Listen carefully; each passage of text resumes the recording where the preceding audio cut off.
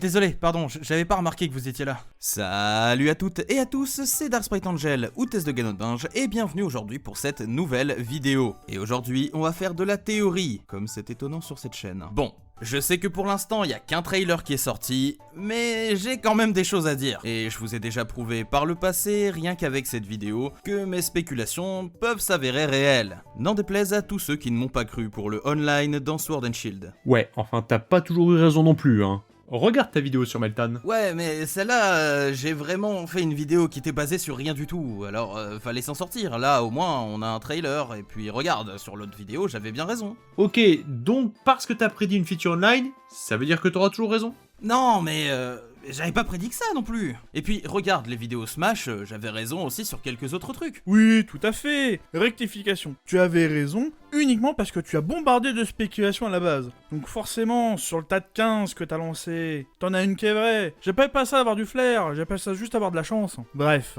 Ah non, mais tu vas pas t'y mettre aussi. C'est normal que je balance plusieurs théories si j'en ai plusieurs. Dans le cas de Smash, il y avait énormément de possibilités, donc il y avait énormément de trucs à dire. Alors que là, bah c'est qu'un trailer, je vais pas pouvoir non plus expliquer 100 000 trucs. Non mais cherche pas, c'est ça ton problème aussi. Tu théorises tout seul sur un trailer qui vient de sortir et qui nous donne pas l'occasion de savoir quoi que ce soit. Et si seulement c'était que ça ton problème, entre les retards des vidéos, les dossiers... Et toutes les apparitions de guests qui sont juste là pour me faire chier. Hey, salut. Non, commence même pas à parler. L'intro elle fait presque 2 minutes et j'ai toujours pas commencé mes théories. Alors, vous m'excusez, mais moi je me casse. Bon, maintenant que tous ces guests sont derrière nous, nous pouvons passer à la théorie. Théorie numéro 1. Mais pourquoi t'es là, toi? C'est même pas un dossier théorie.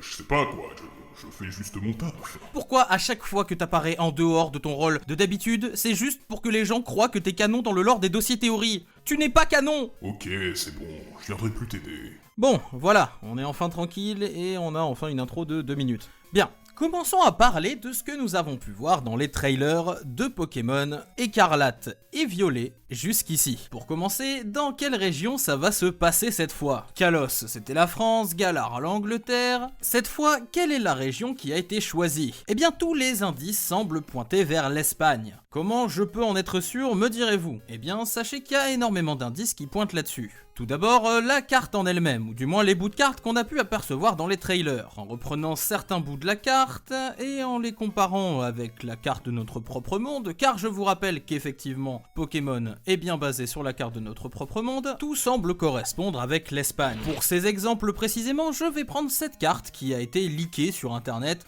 Évidemment c'est un leak, donc à prendre avec des pincettes, mais vu qu'elle est basée sur tout ce qu'on a pu voir dans les trailers, je vais considérer qu'elle est plus ou moins accurate. Bref, si on compare cette carte avec l'actuelle carte de l'Espagne, eh ben ça colle parfaitement. Mais ça, c'est quand même assez maigre. Qu'est-ce qui me fait dire donc que c'est réellement le cas? Eh bien, outre le fait que la carte peut plus ou moins y ressembler, dans le tout premier trailer de Pokémon qui est sorti, il y avait énormément d'indices en réalité dans la salle. Alors déjà, on a ces deux blasons sur la porte. Le premier représentant une orange et le deuxième une grappe de raisin. Deux fruits connus pour extrêmement bien pousser en Espagne et au Portugal. Et c'est marrant car la carte semble contenir également un bout du Portugal. Ensuite, dans la pièce qui contenait absolument tout, il y avait un tas d'indices bizarres. D'abord ce logo sur la chaise représentant une toile d'araignée, ce logo là représentant des triangles, peut-être pour faire référence au team qu'on affrontera, la toile d'araignée voulant représenter une team de type insecte, et les triangles, je sais pas. Mais ce qui est intéressant, c'est que sur ce même tableau où il y a les triangles, eh ben, il y a la carte de l'Espagne.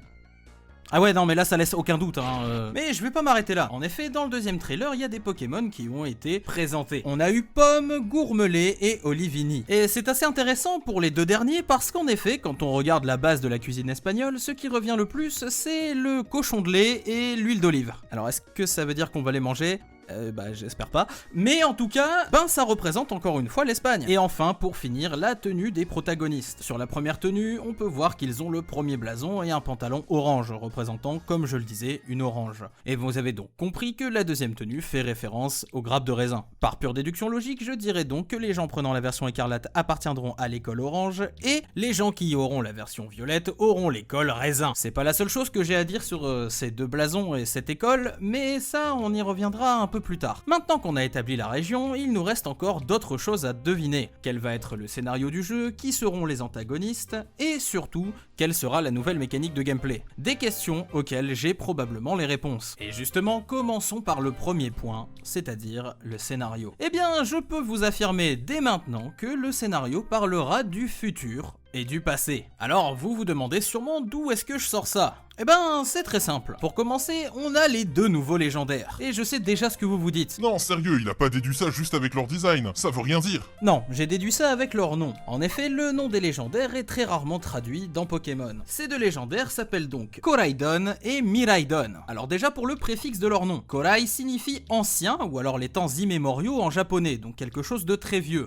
Quant à Mirai, si vous avez regardé Dragon Ball Z avec Mirai Trunks, je vous apprends rien, ça veut dire futur. Quant à la fin de leur nom, Don, eh bien si on se réfère à un autre Pokémon qui a exactement la même fin de nom, c'est-à-dire Dracofeu en japonais, qui s'appelle Lizardon, et justement quand on analyse le Don de son nom, eh bien ça provient soit du mot Odon, qui veut dire dent en grec ancien et qui est un suffixe utilisé en paléontologie, ou tout simplement du mot dragon. Ce qui veut dire que la traduction littérale de leurs noms sont donc dragon des temps immémoriaux et dragon du futur. En dehors de ça, on peut également remarquer sur leur design quelque chose. Pour ce qui est de Koraidon, je trouve qu'il a un air de Quetzalcoatl, aussi appelé le serpent à plumes, qui était à la fois une divinité précolombienne, précisément aztèque, et également une figure de héros légendaire à l'époque. Alors bien sûr, on va me dire que voilà, les aztèques c'est plus mexicain que espagnol, mais si vous avez étudié cette partie en histoire, vous devriez savoir que les aztèques ont été battus par les conquistadors espagnols.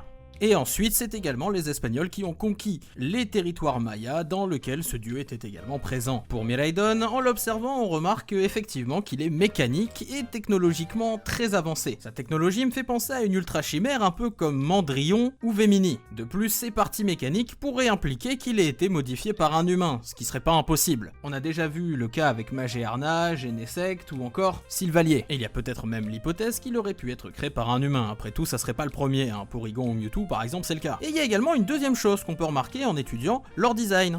À part le fait qu'ils soient stylés, car oui, je trouve qu'ils sont stylés, Koraidon et Miraidon semblent possiblement pouvoir se transformer en véhicules.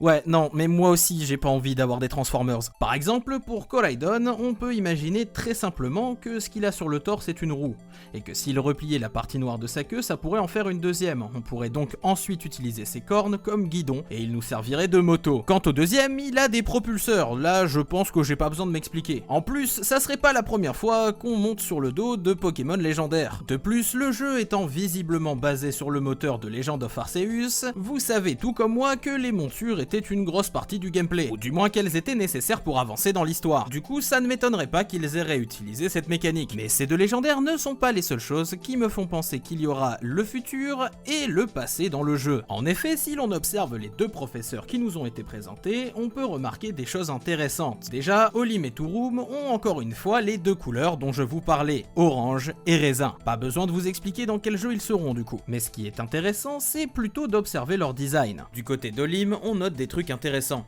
Que ce soit son collier, sa ceinture ou ce qu'elle porte dans les cheveux, elle a effectivement un design un peu tribal, un petit peu comme Aloy dans Horizon Forbidden West. Bon là pour la comparaison je vais utiliser son design dans Genshin parce qu'il est plus proche de Pokémon. De plus, il y a d'autres personnages qui ont déjà été dépeints de cette manière, comme AZ ou Zinnia, deux personnages qui sont tous les deux liés à l'ancien temps. Quant à Turum, c'est tout de suite plus explicite. L'armure qu'il semble porter sous sa blouse ressemble énormément à ce que pouvait avoir l'Ultra Commando dans Soleil et Lune, qui semblait justement venir d'une ville ultra technologique. Voilà tout ce qu'on peut déduire pour le moment côté histoire. Mais ce n'est pas encore fini. Tout à l'heure, je vous parlais des antagonistes. Eh bien, je ne sais pas exactement quelles seront les teams à proprement parler. Et si elles ont en effet un rapport avec le temps, eh bien on peut facilement se douter qu'elles seront peut-être liées de près ou de loin à ces professeurs. Et du coup, dans la logique des choses, si on reprend ce que j'ai dit plus tôt, la team du passé effectivement utiliserait des Pokémon insectes, tandis que la team du futur, dans la logique, utiliserait des Pokémon électriques. Par contre, attention, la partie sur les teams, c'est complètement spéculatoire. Un peu comme le reste, mais disons que le reste, j'avais un peu plus d'éléments, quoi. Mais attention, on n'est pas à l'abri des surprises. Game Freak pourrait très bien nous faire le coup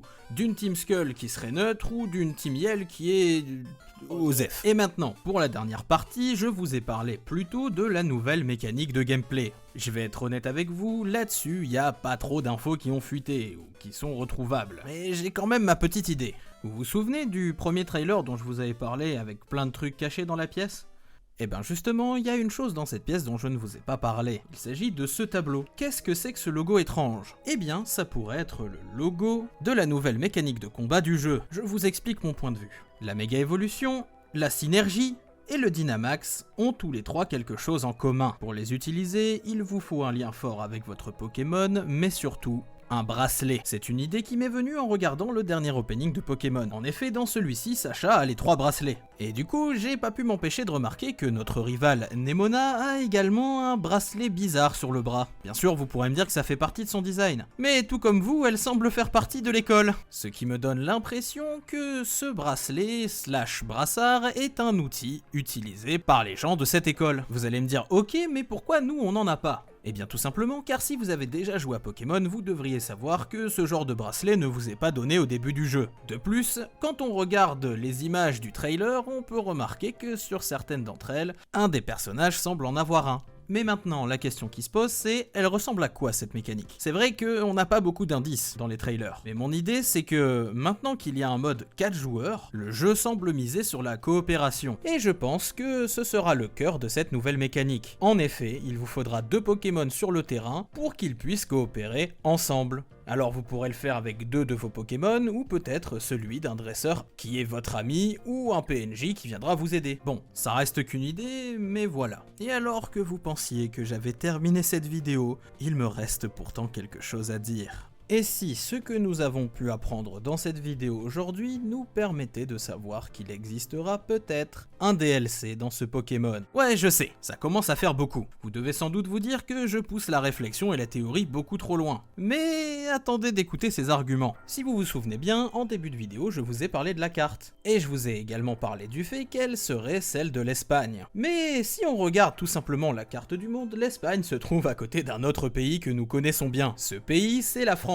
Ou pour Pokémon, je devrais plutôt dire Kalos. Ce qui est assez intéressant avec Kalos, c'est qu'il nous manquait le bas de la map. Oui, cette partie précisément. Et là, je crois que vous savez déjà où je veux en venir. Vous vous souvenez de la gare à Mosheim qui n'a jamais servi à rien dans XY ?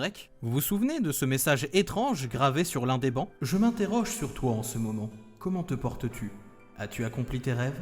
Un message qui nous fait penser au futur et qui semble avoir été écrit dans le passé. Également, je vous rappellerai que les gares sont des choses qui étaient très présentes dans Pokémon Épée et Bouclier, et que c'est ces mêmes gares qui nous permettaient d'accéder au DLC. De plus, dans la 2G, c'est un train qui nous permet de retourner à Kanto, la région du premier jeu. Pouvoir retourner dans une ancienne région est une feature demandée depuis des années par les fans. Cela pourrait être incroyable si Game Freak avait incorporé cela. Cependant, attention, l'info de ce DLC, ça reste qu'une rumeur. Je veux dire, il y a plein d'endroits dans XY qui servent à rien. La ville bizarre en bas du lac par exemple, ou certains endroits de la centrale de Kalos. Bref, voilà tout ce que l'on peut deviner sur le jeu pour le moment. Ah, et je ne l'ai pas mentionné plus tôt, mais vous vous doutez bien que s'il existe un dragon du passé et du futur, il existera probablement un dragon du présent comme 3e Pokémon légendaire, comme toujours. Je me doute bien que certains me donneront l'exemple d'Eternatus, qui n'avait aucun rapport avec les chiens. Mais je rappellerai que Zacian et Zamazenta ne représentent rien.